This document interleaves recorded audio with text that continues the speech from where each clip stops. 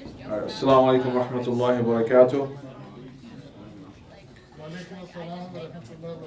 Bismillah, alhamdulillah, wa salatu wa salamu ala rasulillah wa ala alihi wa sahbihi ajma'in.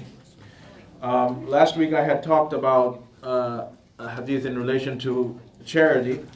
I'll just inshallah ta'ala elaborate a little bit more on this topic with another hadith inshallah ta'ala. And this is a hadith that's collected in both Bukhari and Muslim. And it's narrated by Abu Hurairah radiallahu anhu, in which the Messenger sallallahu alayhi wasallam said that kullu sulama min al-nasi alayhi sadaqa. Every joint in a person has charity due on it. Right? So according to every joint that you have in your body, you have to give charity based on that. كُلَّ يَوْمٍ تَطْلُعُ فِيهِ الشَّمْسِ. And it's not just once in a lifetime, no. Every joint in your body has charity due on it every day that the sun rises. So meaning every single day you should do acts of charity based on the number of joints that you have in your body. And then he said, تَعْدِلُ بَيْنَ اثْنَيْنِ صَدَقَةً. To bring justice, to join two people who are in dispute, joining them, bringing them together, this is also an act of charity. وَتُعِينُ الرَّجُلَ فِي دَابَّتِهِ فَتَحْمِلُهُ عَلَيْهَا أَوْ تَرْفَعُ لَهُ عَلَيْهَا مَتَاعَهُ صَدَقَةً. To even help a person mount his ride or to help him is also an act of charity. وَالْكَلِمَةُ طَيِّبَةُ صَدَقَةً. And to speak good words, to say a good word, just even one good word is a sadaqah, is an act of charity. And وَكُلُّ خُطْوَةٍ تَمْشِيهَا إِلَى الصَّلَاةِ صَدَقَةً. And every footstep that you take towards the salah, meaning every footstep you take towards the masjid, is also an act of charity. وَتُمِيطُ الْأَذَى عَنِ الطَّرِيقِ. عَنِ الطَّرِيقِ is also a sadaqah. And to remove something harmful from the paths is also an act of charity. So last week we had talked about the hadith in which the poorer companions were complaining about the wealthier companions. And the Prophet ﷺ told the poorer companions that don't feel sad, you have adhkar to say, the tahmid, the tahleel, and takbir, and tahmid. And each of all these things have a lot of value and weight, carry a lot of weight. So this is further explanation that charity, to give sadaqah, you don't necessarily have to be a wealthy person. Right? Because this is the first thing that pops up in our minds. That a call to sadaqah comes, or somebody talks about charity, doing acts of charity, immediately we think, well, I don't have enough money, so I'm excused from doing charity work, right? So let's go one by one in this, the words that the Prophet ﷺ said here. So the first statement he made in this hadith, that كُلُّ سُلَامَ مِنَ النَّاسِ عَلَيْهِ صَدَقَةً كُلَّ يَوْمٍ تَطْلُعُ فِيهِ الشَّمْسِ.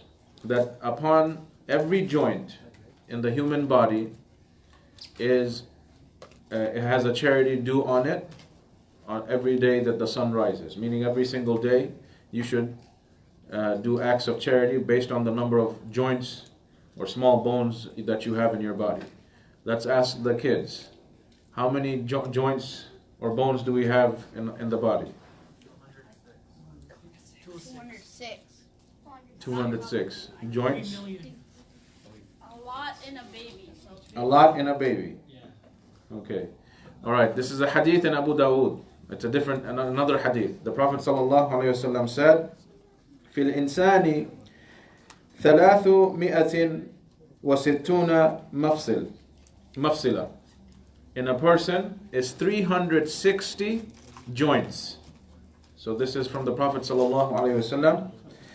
Because sulama, in this specific hadith that we're discussing, mafsal and sulama is the same meaning the joints or the small bones. So in the other hadith in Abu Dawood, the Prophet ﷺ made it clear that a human being has 360 joints. So meaning what? You should do 360 acts of charity throughout the day. Every day the sun rises. This is what he's recommending. That every person should do acts of charity according to the joints every joint that he has, which is 360 mentioned in another hadith. Now what is this concept? Why did the Prophet ﷺ specify that according to the number of joints, every single day that the sun rises, you should do that number of charity? Of course, if you die, will you see the sunrise? No. So every day that you see the sunrise, meaning it means that it's another day that Allah has given you life. So be grateful to Allah for the life that you have. You were able to wake up and see the sun. That's the first point. Second, He specified the number of joints in your body. Be grateful to Allah for giving you this body. Not just the life, but giving you this body. And especially us, all of us sitting here, alhamdulillah, no one has any apparent disability, right? Like it's not like one of us is blind, or we have a limb missing, or we have fingers missing, or we're paralyzed, we're on a wheelchair. This is not the case. So be thankful to Allah that you have functioning joints. You're walking on your 2 feet. You're able to move your 2 hands properly. You're able to see with your eyes, right? Whether you wear glasses or not, there are millions of people who are completely blind. They don't see anything, right? Or they don't hear anything. They're deaf. They can't speak. They have limbs missing. So many children are born, right? From an infant stage, they can't ever walk throughout their life. Or other illnesses, right? Other illnesses like autism, Down syndrome, so many other illnesses. It's not a physical disability, but a disability of the brain. But whatever may be the case, whether it's an internal illness or something that you can clearly see, the point is that be grateful to Allah for giving you health, for giving you life for another day, right? Like a lot of times, again, in this non-Muslim society, they keep emphasizing that you only live once, so do as you please, right? YOLO, right? You only live once. So go do whatever you want, whatever comes to your mind. Go do every haram thing there is. But for a Muslim, it's supposed to be the opposite. Every day that you see the sunrise is another opportunity for you to thank Allah. Is another opportunity for you to do good things and get closer to Jannah. This is how the mu'min, the successful believer, thinks, that this is another chance. Maybe last night I committed some sins, or yesterday I committed some sins. Allah woke me up today. I have a chance today to make tawbah for yesterday's mistakes and do something good to cover up for the mistakes I have made. Right? So this is how the successful believer thinks. And then the Prophet ﷺ said, تَعْدِلُ بَيْنَ اثْنَيْنِ صَدَقَةً. To make adala, the justice, to, if you see that 2 Muslims, and this hadith is specifically talking about Muslims, that if you see 2 of your Muslim brothers fighting with one another, or the biggest thing is a husband and wife, right? What other relationship in Islam is more important than the relationship of the husband and wife? Then of course you have the parents and children as well. But when you're talking about mending relationships, this, that, automatically the first thing that comes to mind is the husband and wife disputes.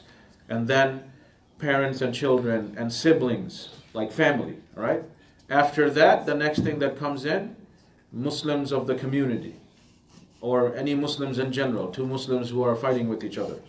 So this is the way the Prophet ﷺ said, that if you are able to struggle, strive very hard, give people time, and you are able to help them join hearts with each other, then this is a tremendous act of charity. It doesn't cost money, right? And this is what counseling counselors are supposed to do, right? When people come and let's say a husband and wife comes and takes up my time for hours, it's not that I'm jumping up and down, when can I utter that you guys should divorce and separate, get out of each other's faces, right? That's not the point. The point is, seek counsel so that you don't get divorced. Right? وَالصُّلْحُ خَيْرٌ, as Allah mentioned, that making islah is always the best option. Divorce is always the last resort. Or two Muslims completely breaking off relationship, never want to see each other again, this is the last resort. You don't want to jump to that. You seek counsel, sit, and the Muslim who listens to both parties works very hard, hours, and of course you have to hear this guy yelling about this person, that person. I mean, it comes with the job, right? But the point is, there is tremendous charity. This is an act of charity. Tremendous reward for the one who is able to join the hearts of two Muslims, right? And Allah subhanahu wa ta'ala had mentioned this ayah just Thursday in the masjid, that He mentioned in the Quran that لا خير في كثير من نجواهم إلا من أمر بصدقة أو معروف أو إصلاح بين الناس. That the secret meetings that people have, there is no good in any type of secret meeting that people have except for the secret meeting in which they are commanding each other to perform sadaqah, they're commanding each other to do good, and the meeting is about making islah between people, getting two disputing parties to join hands with each other, right? These are the best and the only praiseworthy secret meetings in the sight of Allah subhanahu wa ta'ala. Anything other than these three is useless, it's gossip, it's slandering, it's backbiting, and it only leads to the fire. So anytime you want to have secret talks about someone or with someone, you want to help them in some way, right? You're planning for good, for the sake of Allah, as a sadaqah, right? And to command ma'ruf or to make islah. But in nowadays, it is very common, unfortunately, that we have people who make a living out of causing rifts between husband and wife, parents and children, siblings, or Muslims in the community. They make a living out of it. It's like some type of entertainment that they get. And this, as the ulama have mentioned, is a soldier of shaitan. Because no way can a Muslim be happy when he sees two Muslims are fighting with each other. This is simply not from our religion. No Muslim should ever feel easy and happy to see two Muslims fighting. This is a clear sign of hypocrisy, that this man is a hypocrite. Because if Muslims are divided, who's the loser? The ummah. So no way can a Muslim think that it's okay, those two Muslims are fighting, who cares? Let them destroy each other. Good for me. That is a sign of hypocrisy. That it's a really big dark spot in somebody's heart. So the Sunnah says, you strive hard to join the hearts of two Muslims. You do all that you can, your level best. Look at the Prophet ﷺ. So many times he would listen to so many of the Sahaba for days, hours, their complaints, requesting people, if as a husband and wife dispute, or dispute between two Muslims, or this or that. This is what he did. Besides being an explainer of the Quran, besides teaching people the religion, leading the army, doing this, doing that. On top of that, he used to make time to go and solve disputes. So this is something that is missing very much. And I have to be honest with you, a lot of times, many imams and shuyukh these days make this mistake. And I am being straightforward because times have changed. Many people are in the wrong line of work, maybe for what Allah knows what reason. Maybe their family pushed them to it, or they just like the fame, or Allah knows best what's in their heart. There are people, even if they're in this position of being an imam, there's two brothers fighting, they don't listen to both stories properly. They just make a judgment and run with it, and it only escalates the relationship, the rift. So this is not the way. From the Sunnah, and again the Prophet ﷺ said, let's follow the Sunnah of Khulafa al-Rashidun, right? Alright, let's take an example. Umar radiallahu anhu, when he was the Khalifa, a man came and complained to him about his son. What's the natural reaction? No, the natural reaction is a person, yeah, of course, that's the thing, like take care of your own child while you, right? But what I mean is, the natural reaction from the listener would be to believe everything a father says about his child. Yes or no? Yes. That's the natural. Most people are like that. No, I thought you said Umar said. Oh, all right. Yeah. So, Umar radiallahu anhu told this man, bring me your son, I have to listen to his side. That is Islam. That even though a father came to the Amir to complain about his son, the Amir said, no, bring your son. I need to hear his side of the story. That is the justice of Islam. So then the son was brought the following day, and Umar told him, radiallahu anhu, your father complained. What do you have to say about this? So he said, when I was born, my father gave me a very evil name. It's a completely un-Islamic name. He never taught me salah. And he got me a wicked mother. Like a majusi. He married a firework, like a mushrika. He married a kafir. Right? So then Umar told the father, you did dhulm on him before he could do dhulm on you. Since birth, you couldn't even give him a proper Muslim name? And since he grew up, you never taught him salah? So how did Umar come to this judgment? After listening to both parties. No wonder your son is so rude with you. He has no Islamic adab in him. He doesn't know Allah. He doesn't know salah. Someone who doesn't respect his own Lord and Creator, how's he going to respect his parents, who are much less than the Creator? So this was the logic that Umar radiallahu anhu was applying. So the point, what we learn from here is that there will be disputing parties. Someone can say this, someone can say that. Even if he's your friend of 20 years, still, it is fard upon you to listen to the other side. This is the justice of Islam. And especially in marital disputes, this happens a lot.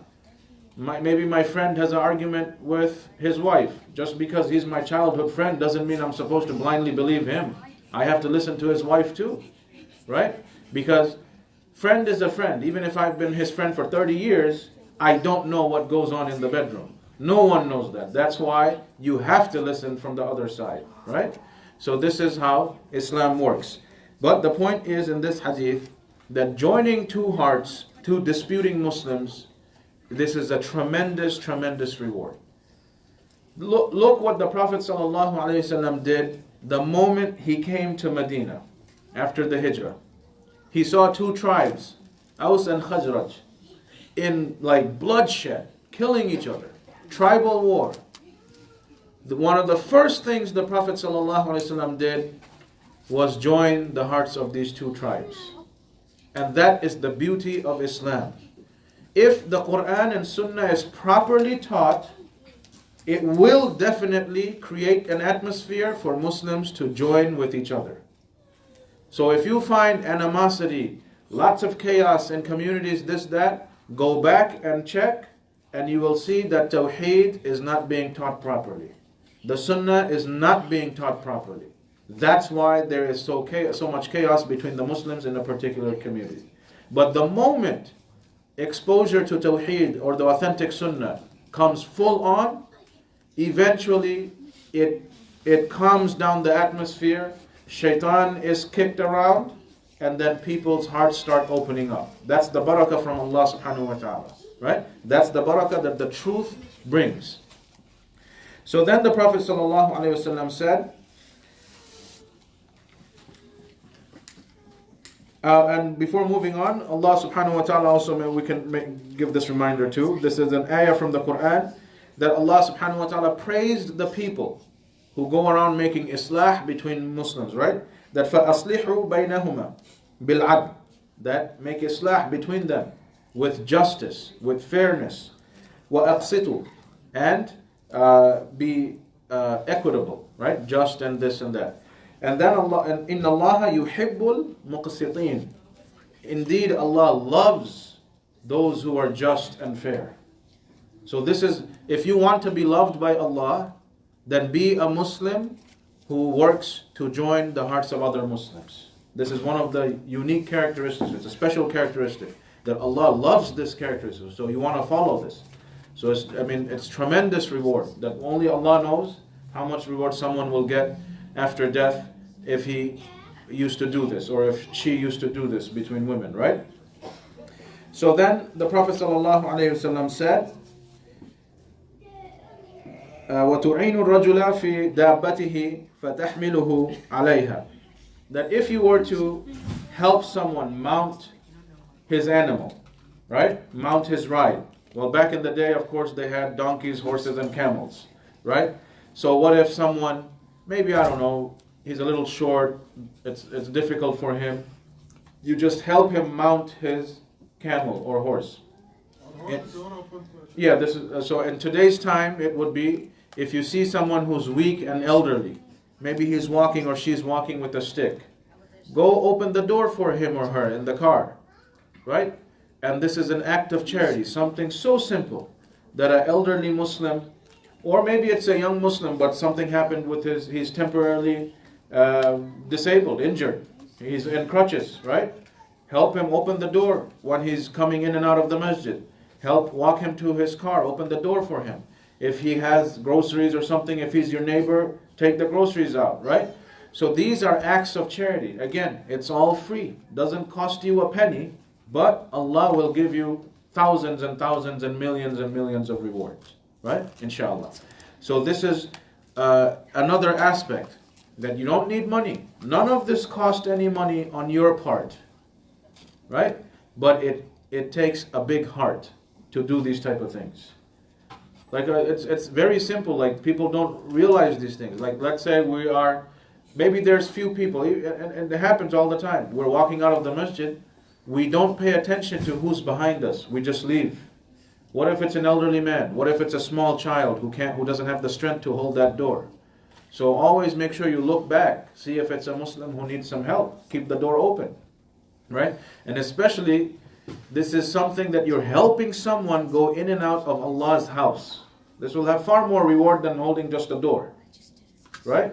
And of course, if it's somebody in front of the masjid or the parking lot here, you're helping him come to the masjid or go back out, whatever may be the case. So you want to do these things. And this is something that you can do even when we were talking Thursday in the masjid about being honorable with your neighbors, right?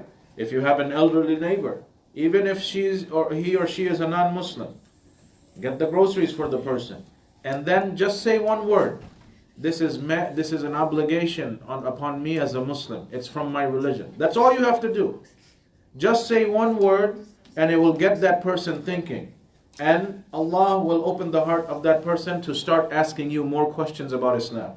And then you can explain the whole situation. That what is the difference? What is Tawheed? What does it mean to believe in Allah alone? To worship one Creator? And so on and so forth. But you have to find some means to open that conversation. Right? It's not an easy task. Like, I can talk about this. This was long ago. If it was accepted, it got accepted. If it didn't, it didn't. This was, I think, 2003, 2004. So in Texas, me and my two friends, in front of University of Texas, we had, this was like summer vacation. So we weren't taking any courses at that time. It was between semesters. So the three of us were walking downtown Austin, Texas, just talking people randomly. Hey, you, what do you know about Islam? What do you know about Islam? That is a very tough thing to do. Allah knows how many times we got cursed. Right? But it's just, let's learn. And this is what the Sahaba used to do. Can you imagine? Like, this is the difference between us and the Sahaba. Literally, a teenage Sahaba walking down the street, sees a mushrik or a Christian or a Jew, stopped him and said, hey, let me tell you about Islam. That takes courage. Right? So we tried, alhamdulillah, it wasn't bad. We did this a few times whenever we got a chance, alhamdulillah. So this is not bad. These are things that you want to do, right? Many times when especially the women, They get stares when they go to the grocery stores or malls or this or that. As a Muslim woman, just smile back at the lady and say, do you have a question for me? You can talk to me. I'm not going to kill you. I'm not going to hurt you. If you're confused, just ask. You'll be amazed at how many of these non-Muslim women, they were actually afraid. Oh, we can ask you a question? We're allowed to talk to you? Like literally, this is their reaction. And then they'll sit and talk, exchange numbers. And I know stories of many women who ended up taking their shahada through these type of incidents. Right? So keep your mind open. One guy may curse, but the next 10 from Allah will actually listen. You don't know, right? So don't be put off because one person is a bigot or this, that. That's with anybody, right? And that's even happens in our communities. You ask somebody who's Muslim his whole life, you teach him a sunnah. No, my father taught me something else, right? So we face the same reaction even from Muslims, right? So this should be part of the norm. This is nothing unusual. If a non-Muslim who's never heard about Islam initially gets angry, this is the norm, no problem. So assist people, be open-minded, be friendly. These are all acts of sadaqah. And then also look at the bigger picture. Through this small act, you get a lot of reward, and also it opens the door to further conversation. And even among the Muslims, there's a lot of misconception. They think that religious people are not friendly, right? A lot of Muslims think that. That's not true. All right, maybe it's true for some people, but they haven't understood the religion properly, right? Like the Prophet ﷺ, no one ever saw him without a smile unless it was a wartime situation or something really horrific and saddening happened. If there's nothing happening for no reason, he had a smile on his face. That's the way of Islam, right? Sometimes some people you see, they always have a frown. It's like I'm a practicing Muslim, I have to be angry. Right? No, this is the opposite. Now if something happened, somebody hit your car on your way to the masjid and you're kind of angry because of that makes sense. But if you're always angry, you always have a frown, there's something wrong in the way you understand religion. Right? Not the religion, but his understanding of the religion. So these are things that you want to make sure. And also Allah subhanahu wa ta'ala made it clear in the Quran that وَتَعَاوَنُوا عَلَى الْبِرِّ وَالتَّقْوَى وَلَا تَعَاوَنُوا عَلَى الْإِثْمِ وَالْعُدْوَانِ. Help each other. Help each other in what is good, righteousness and piety. But do not help each other in sin and transgression. Right? So if you, this ayah is also connected to the previous sentence in the hadith that join the hearts of Muslims when you see them disputing. So these are things that you want to do. Always do good. Work together for good, not for sin and transgression, right? Like sometimes it happens. People might be, going back to that example, two people might be disputing. Me and my friends, we go plan, let's harm them even more.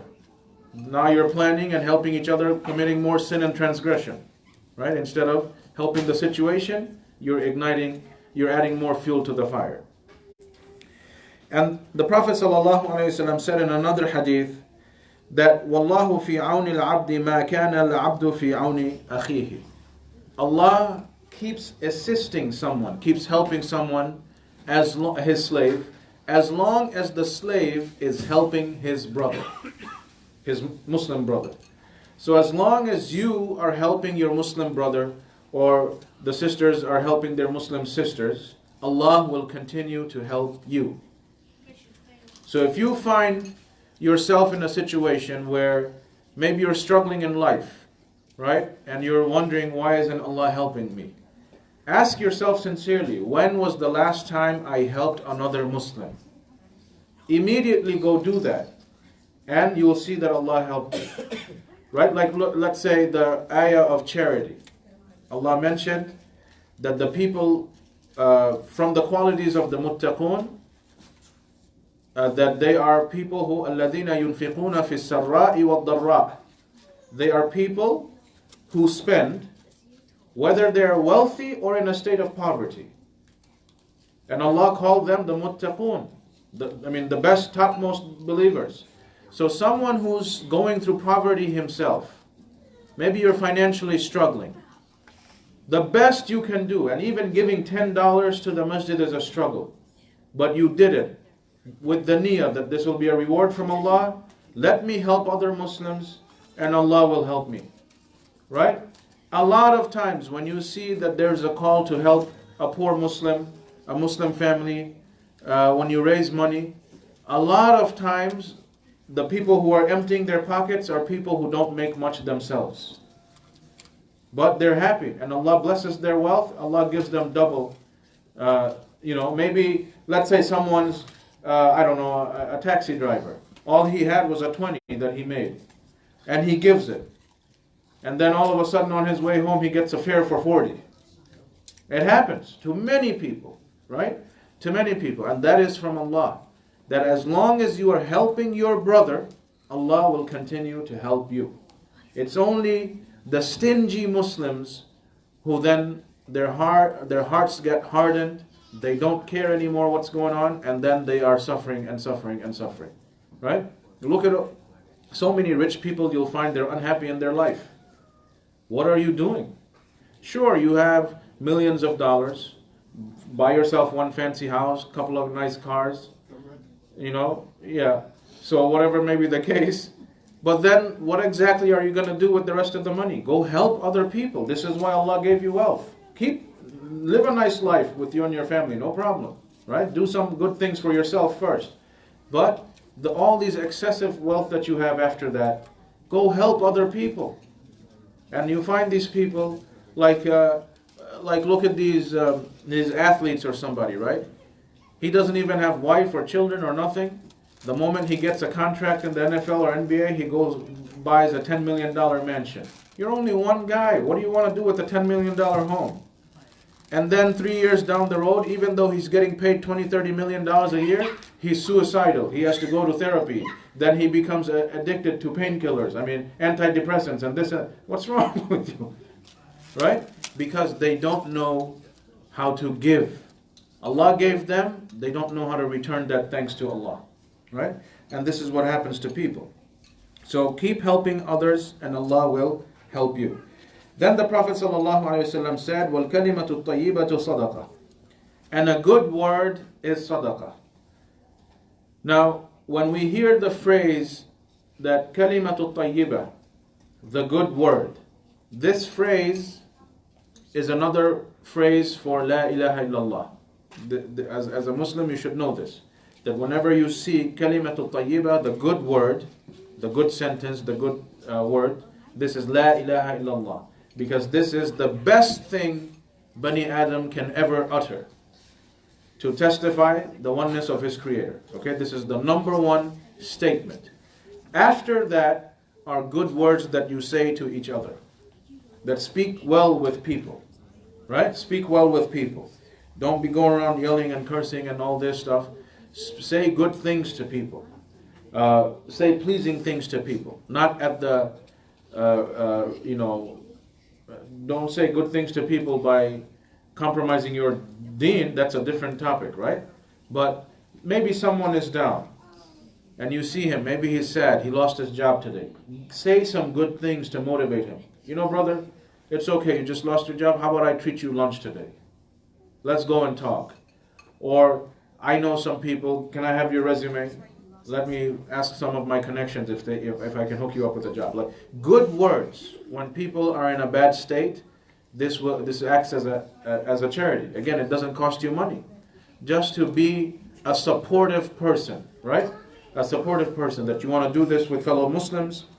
And of course, it starts at home first and foremost, which is another hadith in Bukhari, that charity starts at home. So all these acts of charity, you start practicing it in your own home first, and then with others. And good words after that are all the adhkars, like takbir, the tahmid, the tahleel, tasbih, all these good words, praising Allah subhanahu wa ta'ala, glorifying Allah subhanahu wa ta'ala. These are the next best words to say. And Allah subhanahu wa ta'ala gave us an analogy that أَلَمْ تَرَ كَيْفَ ضَرَبَ اللَّهُ مَثَلًا كَلِمَةً طَيِّبَةً كَشَجَرَةٍ طَيِّبَةٍ. The example, do you not see that Allah sets forth an example for you? What is that example? That a good word is similar to a good tree. A good tree that is solid, the roots are deep into the ground, and it's growing really, wide, far and wide, and a healthy tree, right? أصلها ثابت وفرعها في السماء. That it's very healthy, it's growing, it's reaching the skies. What happens with this type of tree?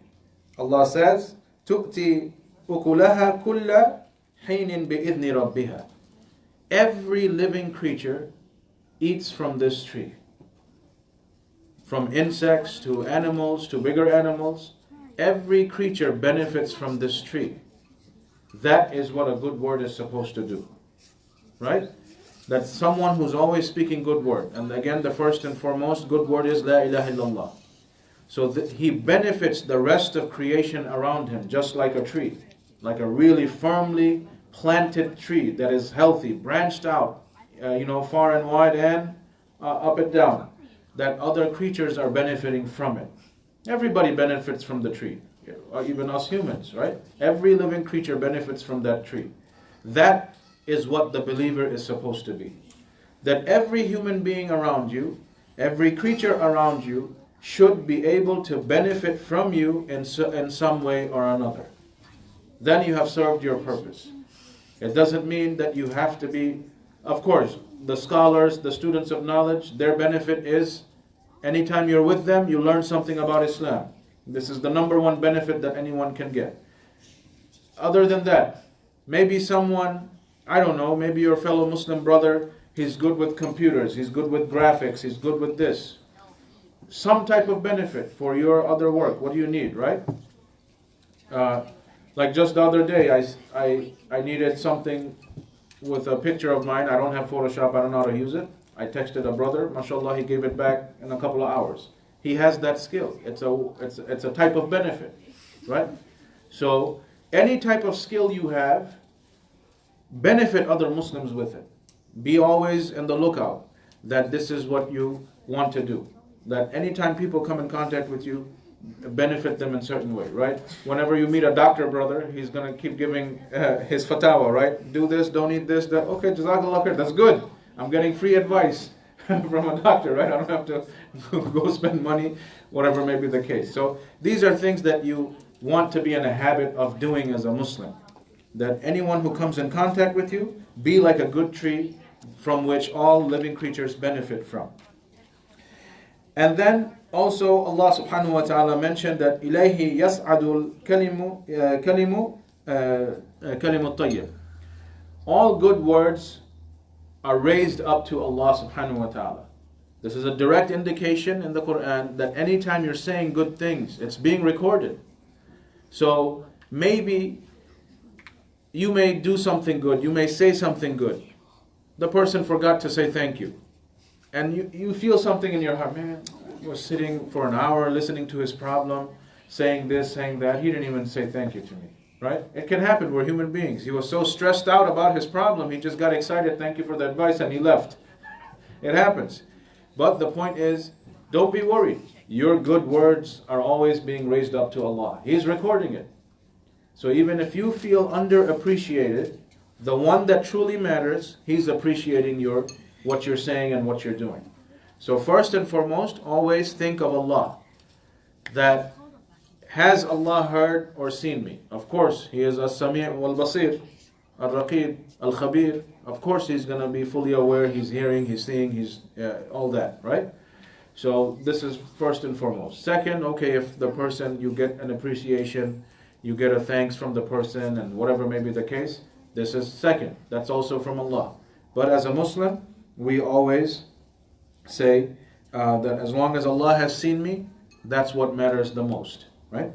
Then the Prophet ﷺ said in the hadith that for every step that you walk to the salah, to the masjid, meaning the masjid, then you are, that وَكُلُّ خُطْوَةٍ تَمْشِيهَا إِلَى الصَّلَاةِ صَدَقَةٍ.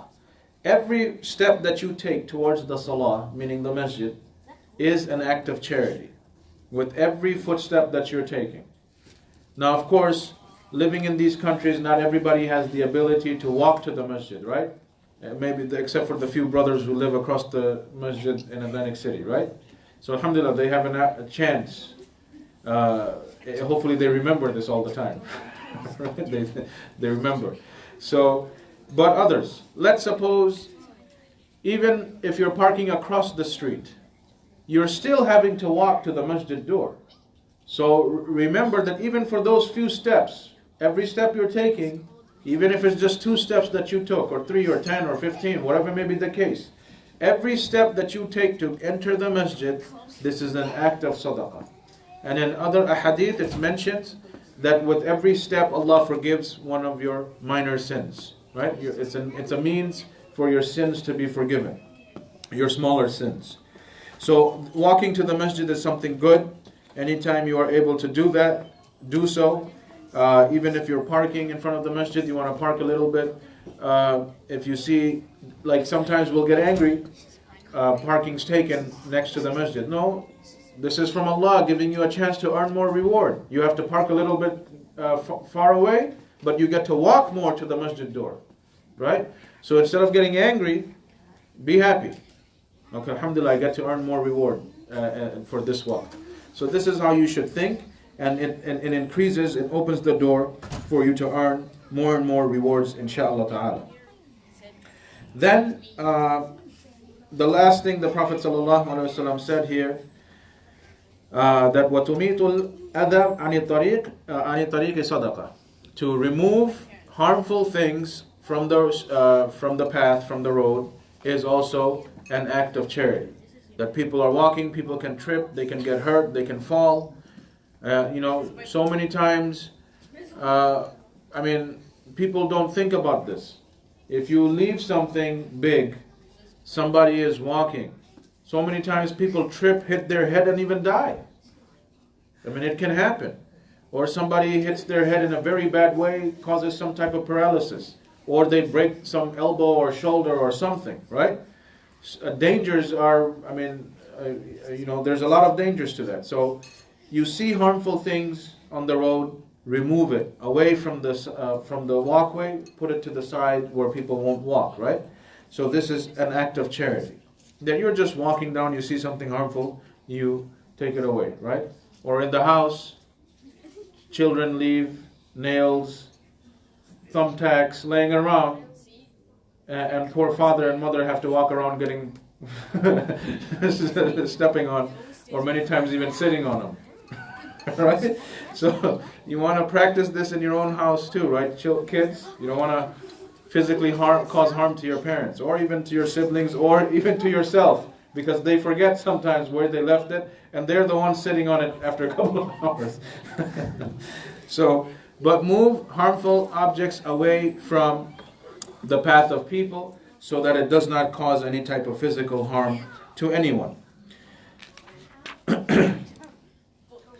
And then the Prophet ﷺ, he said in another hadith that's collected in Bukhari and Muslim, that once a person,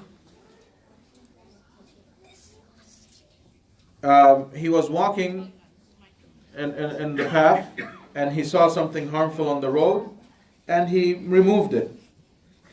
Then what happened to him? فَشَكَرَ اللَّهُ لَهُ فَغَفَرَ لَهُ. Allah showed thanks to this person and forgave him. Right? Just by doing something so simple. And this is for everybody. Everyone has the opportunity to earn this type of reward from Allah subhanahu wa ta'ala. Just removing harmful things away from... kids over here, just keep it down. Removing harmful things away from the street. Now, let's suppose if all of this is not possible for someone, that someone says, going back to the first statement in the hadith, right? Hey kids, maybe separate. You guys are clowning around a little too much today. All right. So let's say the first statement of the hadith was that give charity on every day the sun rises according to the joints in your body. And we've understood from another hadith that we have 360 joints. The Prophet ﷺ said, in another hadith that what can you do that will make up for all 360 acts of charity throughout the day?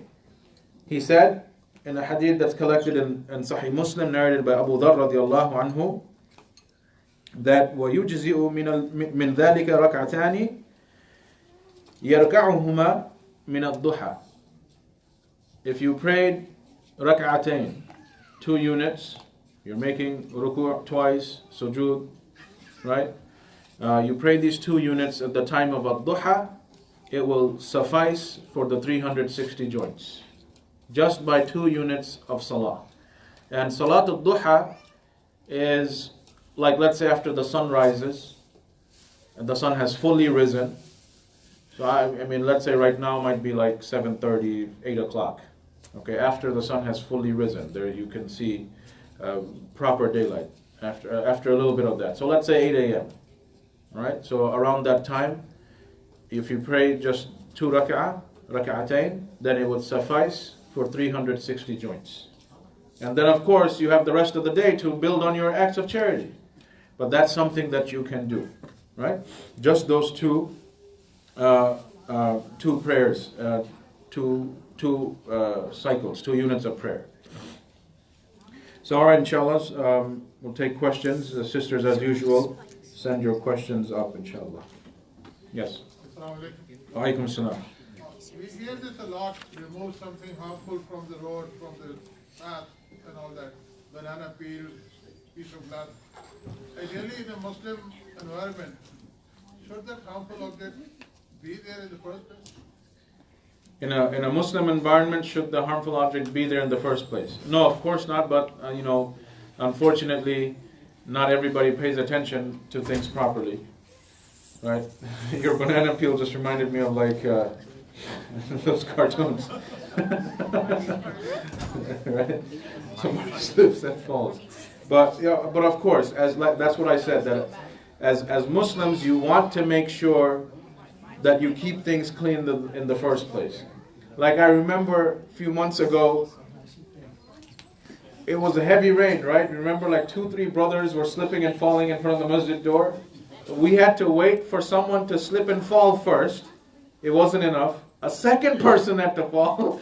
Then a couple of guys came and started mopping the door, right?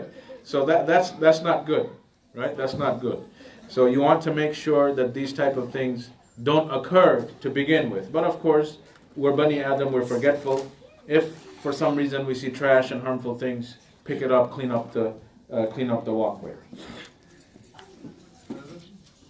Sure. I have a 2-part question. I'll ask the first part first. In a financial sadaqah, let's say somebody comes and sits in your chair and says, I have so much to give in sadaqah. And there are some people who are deserving of it, and I am not. Should I get in line? And the part B of the first part is that if nobody here is deserving of it, should I then go and utilize that sadaqah from this person? So the first part was that someone is more deserving than you. Right. Should you still get in line? Even if I'm not deserving at all, Yeah. it is being given out, so should I get in line? No, of course, this is a form of cheating, of course, that you are not in need of it, but you still go and get the free money, right? Giving. Yeah, but the person should be more clear that who's giving, right? That let's suppose I come here with $10,000.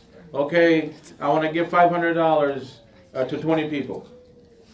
All right? 20 needy people. 20 needy people. That has to be specified. Right. Otherwise, even the one who has $100,000 will say, give me 500, right? Because that's the nature of Bani Adam. The more we have, the more we want. And the second part is that if I am the one giving it out, do I have any obligation to make sure it's going to the needy, or just give it to anybody who's asking?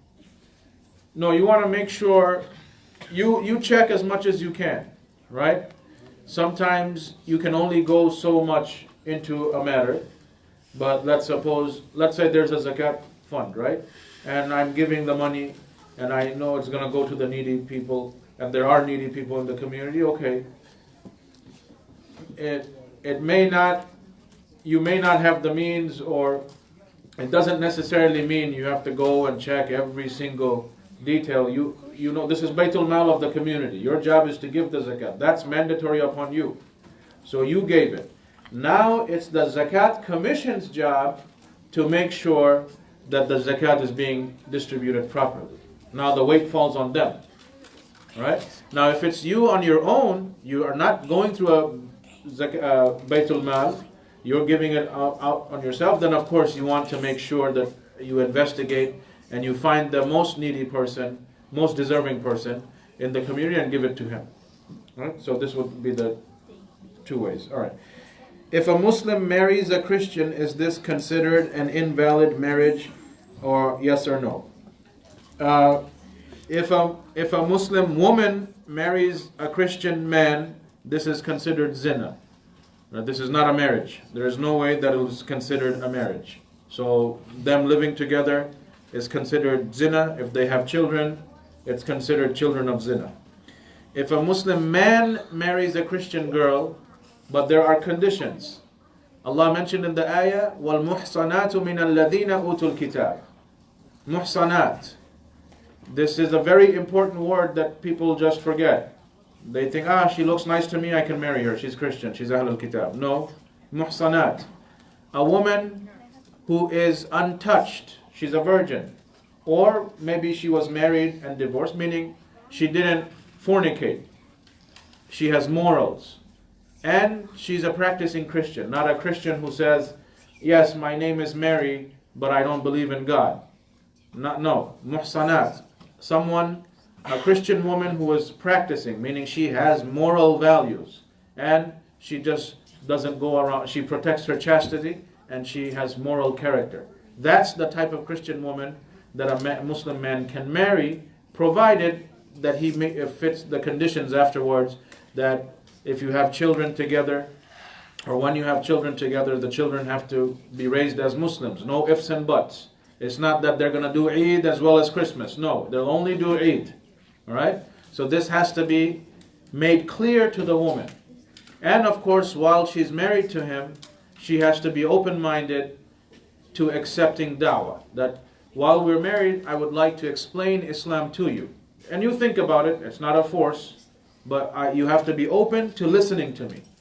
Right? And of course, any kids we have, from day one, they have to be raised as Muslim. So this is very hard work. It's allowed, but it's not the first choice of a Muslim man.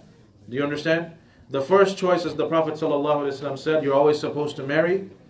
Like the Prophet ﷺ said, that, this is the hadith in Sahih Muslim, all of this dunya is filled with commodities. Things that benefit you, filled with commodities.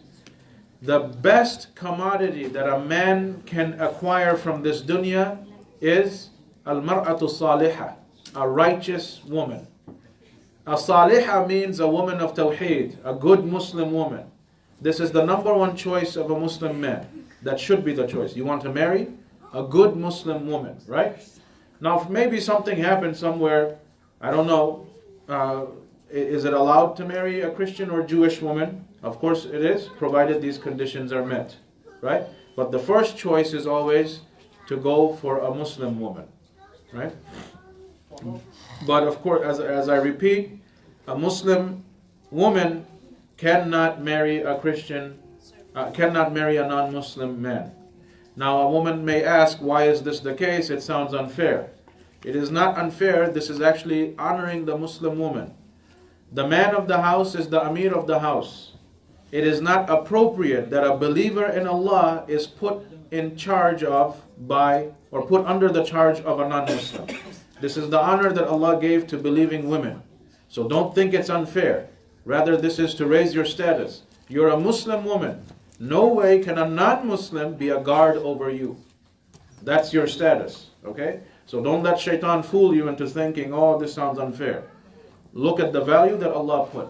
That really is the only reason that a Muslim woman cannot be guarded by a non-Muslim man. Because we know, Allah said in the Quran, الرِّجَالُ قَوَّامُونَ عَلَى النِّسَاءِ. Men are the maintainers and protectors of women. So a Muslim woman has value. Only a Muslim man should take care of her, protect her, and guard her. Right? If a Muslim was tricked and ate poison and died, would this be like committing suicide? No, because he did not do it intentionally. And of course, may Allah subhanahu wa ta'ala protect us from these type of trickery. Can a woman be an imam if the masjid is all women? Having a masjid that is all women is haram. Just like having a masjid that is all men is also haram. Everybody understood this? Okay. Like in a lot of countries, like in Pakistan, Bangladesh, right? There's many masajid, I know. They literally say it's haram for women to enter the masjid. That is haram. That concept is haram. Right? So that's not from our religion. So you can't have a masjid that's only for men. That's haram. Similarly, you cannot have a masjid only for women. That's haram as well. So you obviously, if an all women's masjid is haram, then of course being an imama doesn't make any sense. However, I would like to follow up on this. Let's suppose you group of sisters are somewhere. Let's say tomorrow, Sunday is the women's classes here. And at Dhuhr time, there is nobody here. No men is here. Only you group of sisters, 20, 30, whatever number comes. You guys can pray in a jama'ah with the teacher being the imamah. Right? This is allowed. Women are allowed to make salatul jama'ah among themselves. If that's what maybe there's a women's party at someone's house. Don't be too busy admiring the makeups you guys are wearing. Make sure you pray on time too. Right? So when that happens, the group of women can pray together with one of them being their imam. That's fine. That's completely allowed in Islam. Sahabiyat did it. The Prophet ﷺ allowed it. But the masjid, this is only a women's only masjid. That concept is haram. Right? Yes? Are there certain times of the month when sisters are not allowed in the masjid? No. Okay, so no, I think they got this before. But just as a reminder, of course, even during menses, women can come. That's not an issue, inshallah. Yeah, they just won't pray, of course. At what age must a girl wear the hijab? As soon as she reaches puberty.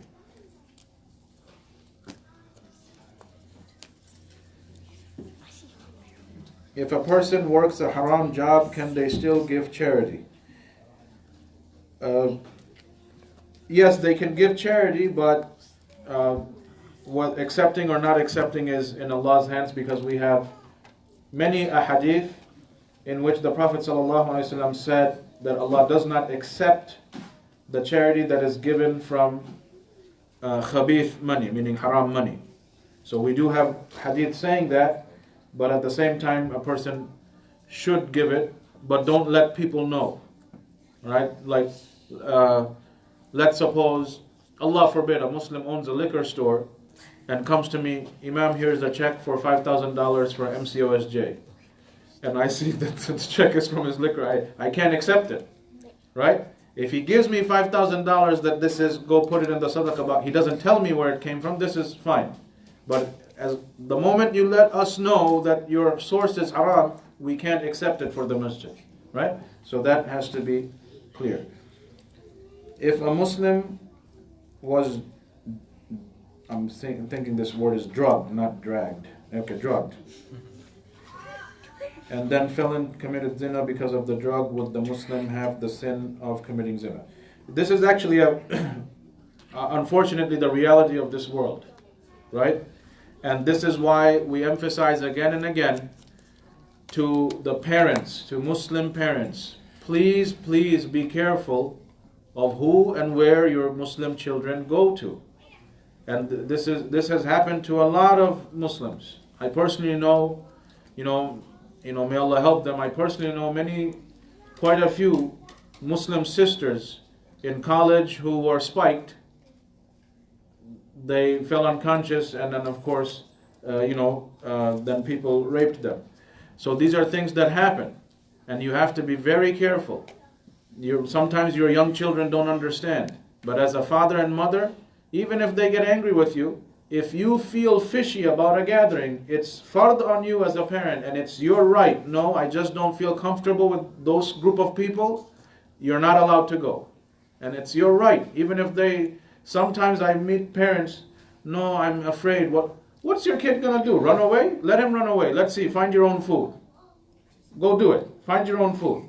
He'll come back within 10 minutes. Right? Don't be afraid of your children. Right? Don't be afraid of your children. Like he's a 12-year-old or 13-year-old. It's like, all right, big shot, go ahead, get a job. Let's see how long you can survive. Right? He won't even go near the door. So don't be afraid of your kids. This is for their own good. Right? This is for their own good. Always double check. Or like subhanAllah, look what happens in this world of the internet. So many predators. Right? So many predators. You see it on the news all the time. They're chatting with young girls. It could be a 50-year-old man saying, I'm a 12-year-old boy. Let's meet at the mall. Right? This happens. It happens. You see it on the news every single day. So you want to make sure your children stay protected, pay attention to what they're doing, watch what they're using the computer for, and so on and so forth. But Allah forbid, to answer the question, if someone, Allah forbid, fell in this type of situation, of course the person was cheated, drugged, and this thing happened. This is a crime that was committed against the person. Okay, so... Alright, so we're in a lot of tough situations. Okay, if a Muslim woman was threatened and had no choice but to commit zina, would this sin fall upon this Muslim woman? No. And this is a hadith that's collected in the Musnad of Ahmed. And there's a hadith in Bukhari as well. If a woman is starving, she's about to die, she needs food, she needs drink, and she's poor. Maybe she went to the neighbor's house or someone in the town or someone in the block. Do you have some food for me? And Allah forbid, the person says, okay, if you give me what I want, I'll feed you all you need. This is a matter of life and death. The woman has a choice in that type of situation. Just to survive from the food and drink, and then of course move out of that area. That's not a helpful place. But that's a different, like she's faced with life and death. And as for being threatened, of course, this is a matter of life and death as well. Allah forbid if somebody at gunpoint or something like this or whatever may be the case. This is a crime again committed against her. She's not a criminal. But there is a hadith in the Musnad of Ahmed. A woman came to the Prophet ﷺ shaking, crying, saying that I have killed a man. So the Prophet ﷺ asked what happened.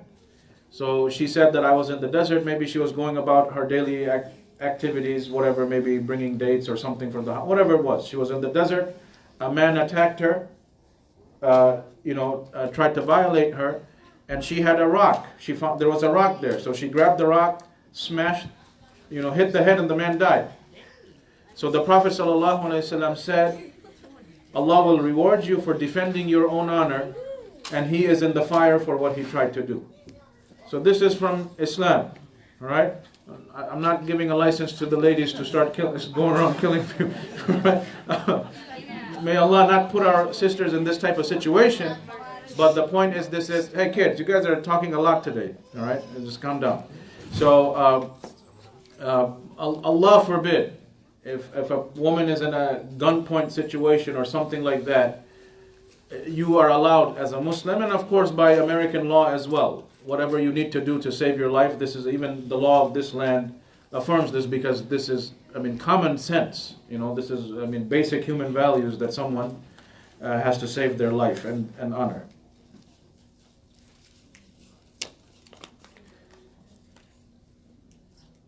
There's a question to you, right? Oh. Should she come and share the tragedy with some person, like the parents, or if not parents, with their teacher, or at least Imam, that what happened, so that the people cannot take advantage of the situation? Oh, of course, this is a good follow-up question. So, of course, if any time a woman is in this type of situation, you want to, of course, notify law enforcement. You want to notify community members that you trust and that will help you. take the information in confidence and then help you in legal matters, whatever may be the case, advice, and this would be the situation, all right? So you would have to, you do have to, don't keep silent. Tell your family and tell law enforcement and so on and so forth. Okay, if a man keeps bugging a woman about marrying and follows her everywhere, how is she supposed to get rid of him? Call the police and get a restraining order. Yeah. Pepper spray? Or if you have father and brother, just tell them. No, but these are dangerous times we live in. You have no idea what type of lunatic this stalker is. So you do want to make sure you notify law enforcement, because there are, again, so many stories that these stalkers physically harm a person, kill the person, so many things, right? Or in some places I've seen on the news, somebody goes and wants to marry a girl, she says no, he gets angry and then comes the next day throwing acid on her face, right? Since I can't marry you, I'll make you so ugly that no one will ever marry you. Many people are sick, they're demented, these men. So you have to be very careful. Don't take this lightly. Tell your family, notify the authorities so that you can take the proper legal protection, bi'idhnillah. Or at least, Sheikh, if the family situation is such that she cannot share, she can at least come to you or the Imam, the chair, that this is what's going on, and you in your position can. Yeah, of course. So obviously, alhamdulillah, we are open to advising and helping with these type of situations, because sometimes not all family do understand the situation, right? Sometimes maybe a young woman will come and complain, and the parent, it's all right, just ignore him. You can't say that, right? They may not understand the severity of the matter. If a Muslim's clock was messed up and prayed the prayers in the wrong time by mistake, would this be bad?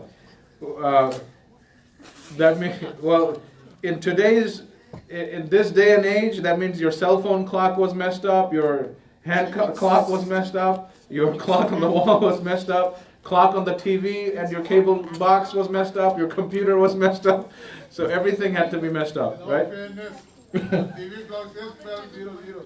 Okay, all right, so maybe, but at least in your cell phone or computer, everything should be fine. But let's say you don't have any of these electronics in your house, and the only thing you had was one clock. Now, if the clock was messed up and you by mistake prayed in the wrong time, all you have to do is look outside and look at the position of the sun. That is the way we determine our salah times. Okay, like just briefly. Of course, we know Fajr is before dawn. I mean, before the sun rises, when you see the light in the sky, the horizontal line. I mean, ray of light. Then Dhuhr starts the moment the sun passes its midpoint and switches to the other side. Right. Then Asr starts when the shadow and the object becomes the same length. That's the time of Asr. And of course, Maghrib starts when Asr ends when the sky is turning red, preparing for the sunset. Maghrib is after the sun, the whole disk has disappeared. And Isha is, of course, when the sky is completely dark. Any trace of light is gone, then it's time for Isha. So these are the times of the 5 daily prayers.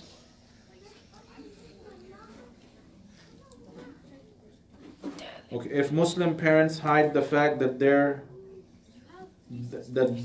they are Muslims and the child grew up not knowing he or she was Muslim and did many haram things, would this count as a sin even if they found out and repented?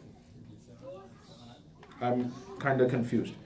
Okay, let me read it again. If Muslim parents hide the fact that they're Muslims and the child grew up not knowing he or she was Muslim. Okay, so the parents didn't teach the children Islam, right? That's basically what happened. To a certain age, the parents are the ones at fault, of course, but of course once someone grows up, Allah judges every adult based on their independent thinking, right? So this is something that they would have to, like anybody else who sincerely searches, researches, is keen on finding things out, it would have to be that way. But in this specific situation, the parents would bear a lot more sin, that you came from a Muslim background, you chose not to practice your religion properly, and then you also hid this beautiful religion from your own children. So this is a lot of sin, much more than in other situations. Such a person be a repenting Muslim or a revert? And then the last part is, would this count even if they found out and repented? Okay, so if they found out and repented and changed their ways, then of course, inshallah, they'll be forgiven.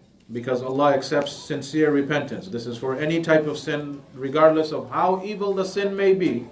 If you sincerely repent, Allah always accepts the repentance. And sincerely repenting means you gave up that life completely, you made a change, and now you're on track and doing your level best as a Muslim.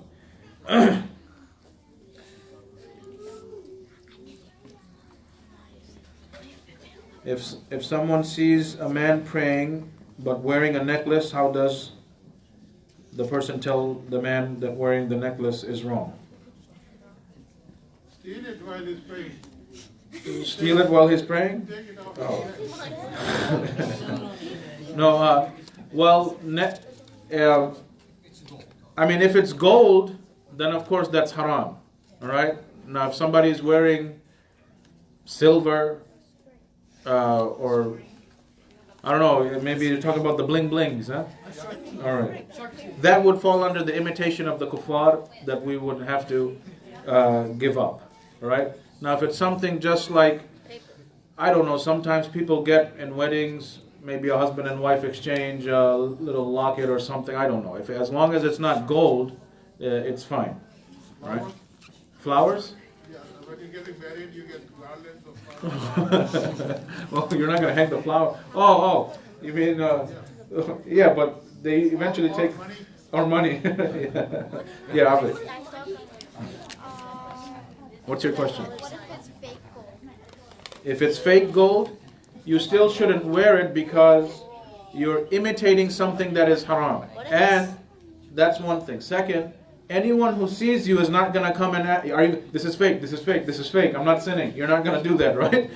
So you don't want people to, it also gives the wrong impression about you as well. So it's better to avoid it completely. Oh, Adnan, what's your question? In Janaza prayer, are we supposed to do Surah Fatiha? Yes, that's after the first takbir. You recite Fatiha, then after you make a second takbir, you send the blessings upon the Prophet sallallahu alaihi wasallam, Allahumma salli ala Muhammad wa ala ali Muhammad till the end.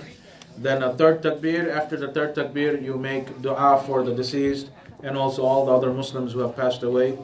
And then after the fourth takbir, you just give a salam to the right. So that's. Can women pray in the car while sitting? This is. Let's suppose if it's a waqt of prayer and you're a woman, you have no place to pray. Let's say it's a time for dhuhr. You're out somewhere. There's no private place for you to pray. You can join the dhuhr with asr, no problem. Come back home and pray dhuhr and asr together, right? Because you shouldn't pray sitting unless you have a physical disability. It's not allowed, all right? But of course, if you're praying a nawafil, okay, a nafil prayer, the Prophet ﷺ sometimes prayed while riding on his camel. As the camel is riding, he prayed. This is a nafil salah. Fard prayer, you cannot pray while sitting unless you actually have a physical disability, which prevents you from standing, right? Or standing or making ruku or sujood properly. Any type prevents you. Same with the regular sunnah prayers as well. You're not allowed to pray sitting unless there's a physical excuse. Nafil prayer, we have dalil that the Prophet ﷺ himself prayed while riding his camel.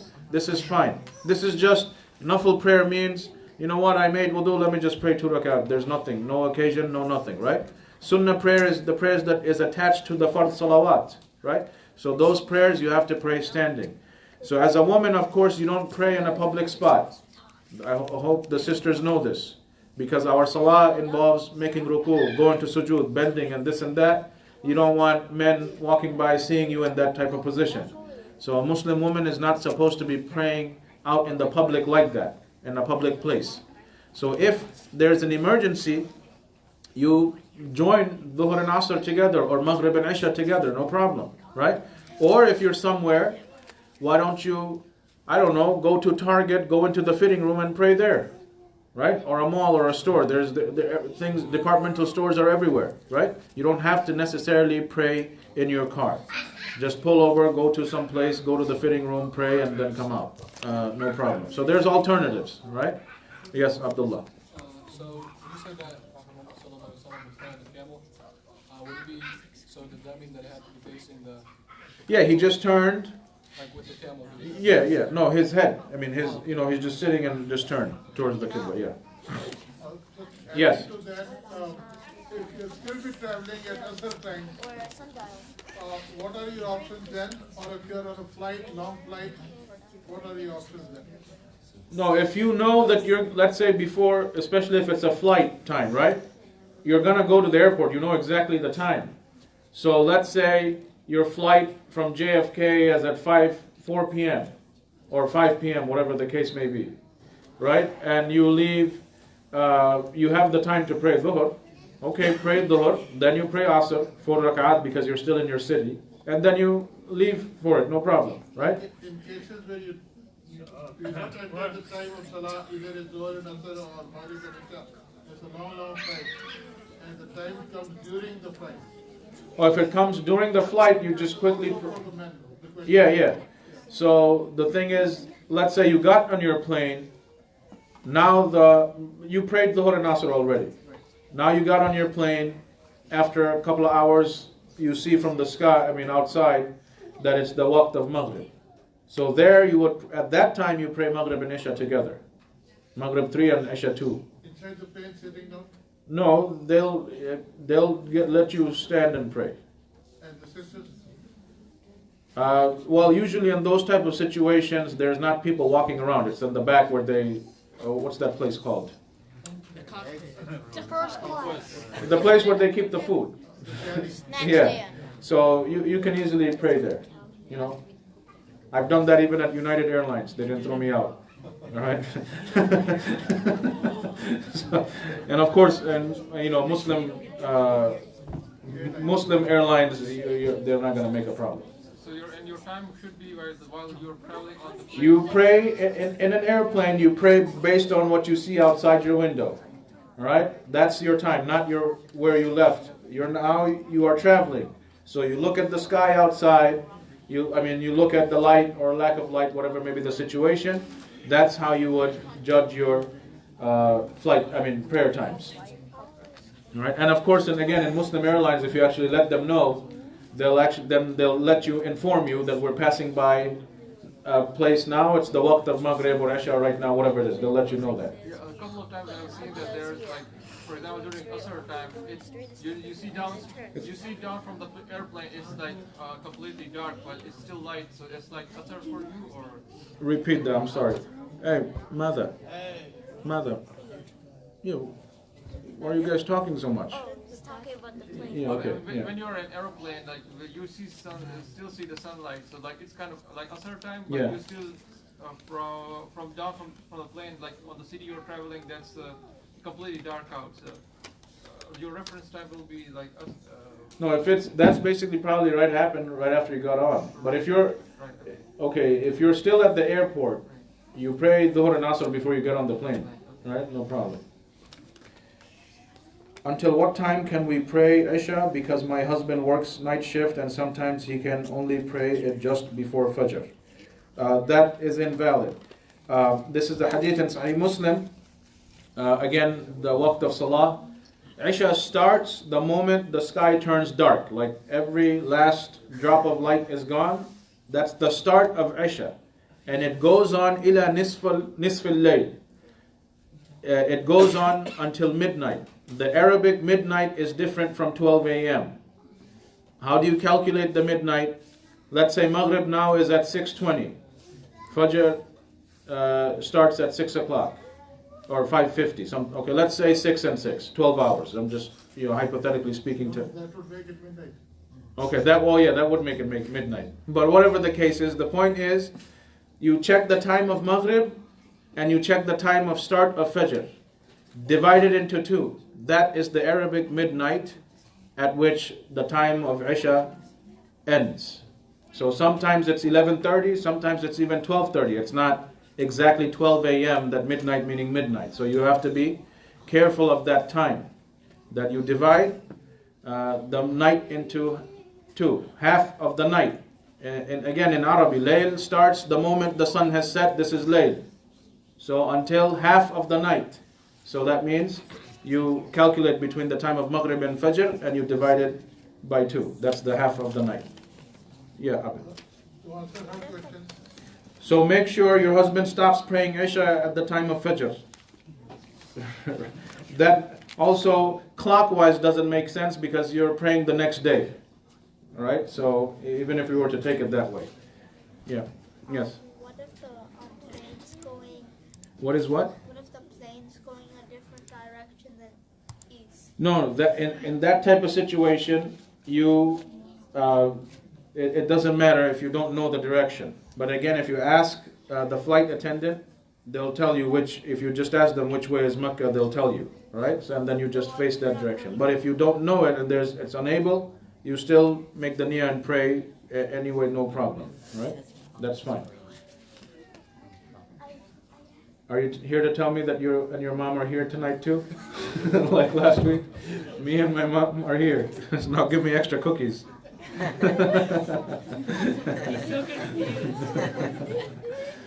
All right, no more questions, right? Inshallah. طيب. سبحانك اللهم وبحمدك أشهد أن لا إله إلا أنت أستغفرك وأتوب إليك.